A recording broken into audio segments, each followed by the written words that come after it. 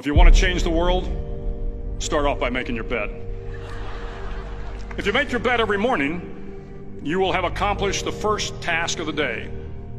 It will give you a small sense of pride, and it will encourage you to do another task, and another, and another. And by the end of the day, that one task completed will have turned into many tasks completed. Making your bed will also reinforce the fact that the little things in life matter. If you can't do the little things right, you'll never be able to do the big things right. And if by chance you have a miserable day, you will come home to a bed that is made, that you made. And a made bed gives you encouragement that tomorrow will be better. To pass SEAL training, there are a series of long swims that must be completed.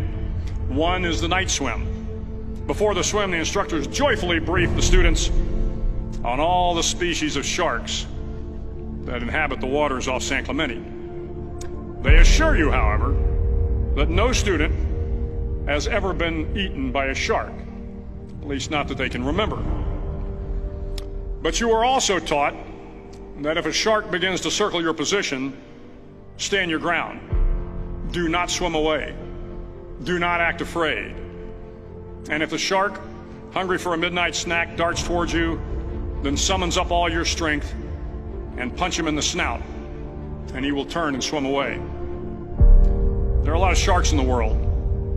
If you hope to complete the swim, you will have to deal with them. So if you want to change the world, don't back down from the sharks. Over a few weeks of difficult training, my SEAL class, which started with 150 men, was down to just 42. There were now 6 boat crews of 7 men each. I was in the boat with the tall guys, but the best boat crew we had was made up of the little guys, the Munchkin crew, we called them. No one was over 5'5". The Munchkin boat crew had 1 American Indian, 1 African American, 1 Polish American, 1 Greek American, 1 Italian American, and 2 tough kids from the Midwest. They out-paddled, outran, and outswam all the other boat crews. The big men in the other boat crews would always make good-natured fun of the tiny little flippers the Munchkins put on their tiny little feet prior to every swim. But somehow these little guys from every corner of the nation and the world always had the last laugh, swimming faster than everyone and reaching the shore long before the rest of us. SEAL training was a great equalizer. Nothing mattered but your will to succeed, not your color, not your ethnic background, not your education, not your social status. If you want to change the world, measure a person by the size of their heart, not by the size of their flippers. The 9th week of training is referred to as Hell Week. It is 6 days of no sleep, constant physical and mental harassment, and 1 special day at the Mud Flats. The Mud Flats are an area between San Diego and Tijuana where the water runs off and creates the Tijuana Sloughs, a swampy patch of terrain where the mud will engulf you. It is on Wednesday of Hell Week that you paddle down to the Mud Flats and spend the next 15 hours trying to survive the freezing cold, the howling wind, and the incessant pressure to quit from the instructors.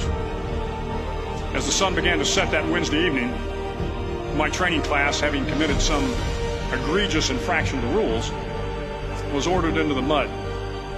The mud consumed each man till there was nothing visible but our heads. The instructors told us we could leave the mud if only 5 men would quit. Only 5 men, just 5 men, and we could get out of the oppressive cold. Looking around the mud flat, it was apparent that some students were about to give up. It was still over 8 hours till the sun came up. 8 more hours of bone-chilling cold. The chattering teeth and the shivering moans of the trainees were so loud, it was hard to hear anything.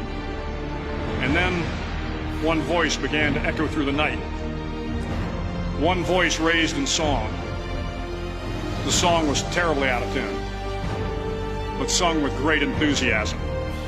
One voice became 2, and 2 became 3, and before long, everyone in the class was singing. The instructors threatened us with more time in the mud if we kept up the singing, but the singing persisted, and somehow the mud seemed a little warmer, and the wind a little tamer, and the dawn not so far away. If I have learned anything in my time traveling the world, it is the power of hope. The power of one person, a Washington, a Lincoln, King, Mandela, and even a young girl from Pakistan, Malala. One person can change the world by giving people hope. So if you want to change the world, start each day with a task completed. Find someone to help you through life. Respect everyone. Know that life is not fair and that you will fail often. But if you take some risks, step up when the times are the toughest, face down the bullies, lift up the downtrodden, and never ever give up.